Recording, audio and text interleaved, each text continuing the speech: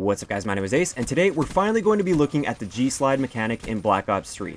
I'm going to be sharing with you guys what exactly it is for those of you that don't know, how to do it, and then I'm also going to be doing a lot of analysis on how much time it actually saves you, and whether or not I feel it's useful in multiplayer. Let's get into it.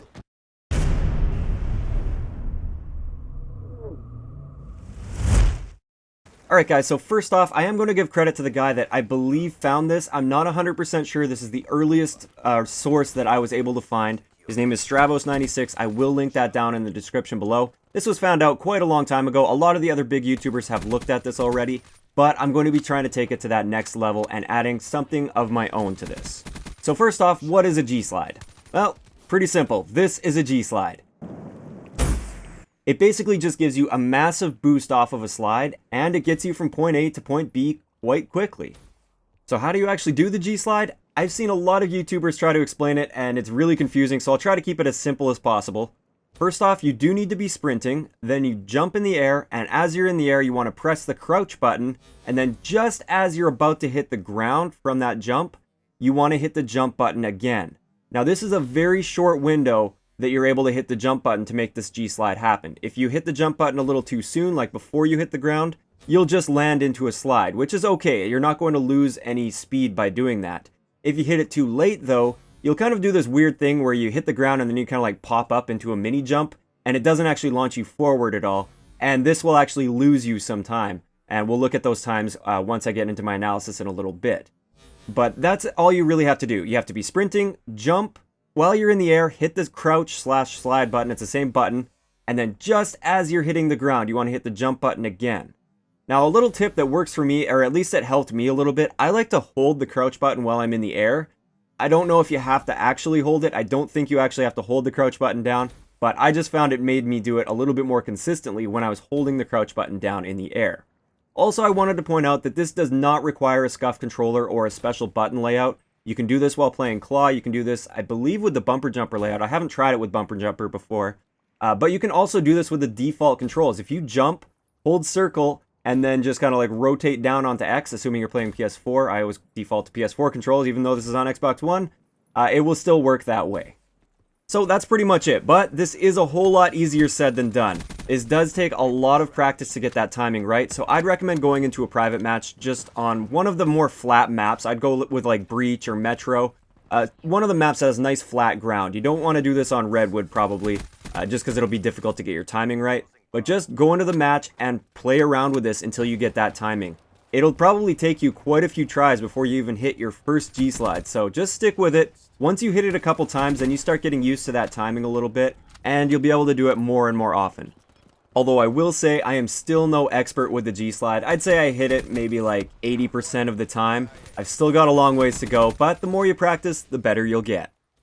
So that's the part that I wanted to cover that basically every other YouTuber has covered in the past already. Now let's get into my part of the video. This is what I'm trying to add to the G-Slide.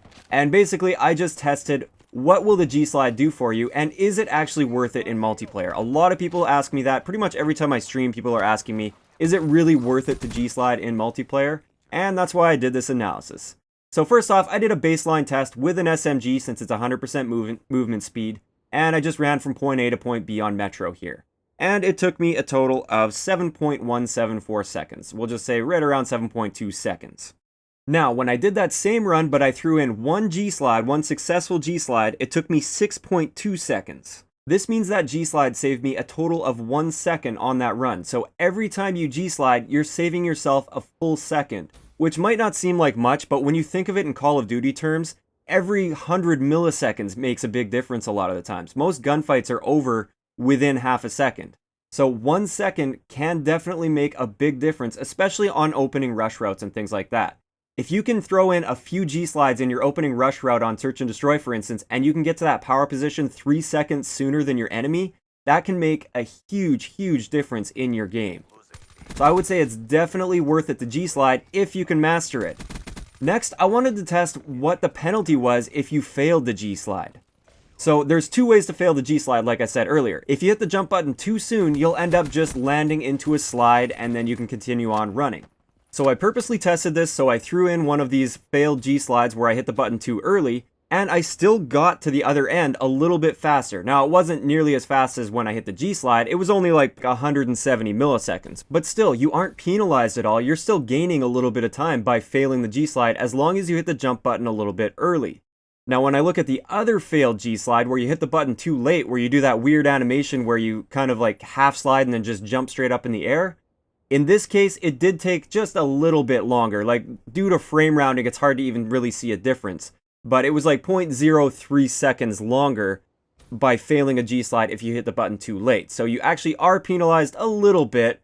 It's pretty negligible, but you are technically penalized a little bit if you fail the G-slide by hitting the jump button just a little bit too late. Now, the next thing I wanted to test while we were looking at the G-slide was just regular slides. And do regular slides actually get you from point A to point B any faster if you're just constantly sliding and sliding and sliding as much as possible? And the answer is yes, it actually does get you from point A to point B faster. On this same distance, I was able to get from point A to point B in 6.006 seconds, so we'll just say 6 seconds.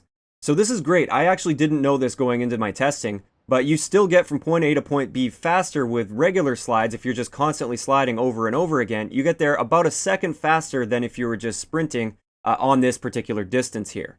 But it's still not quite as fast as G-sliding, because within this distance you can comfortably fit in 2 G-slides.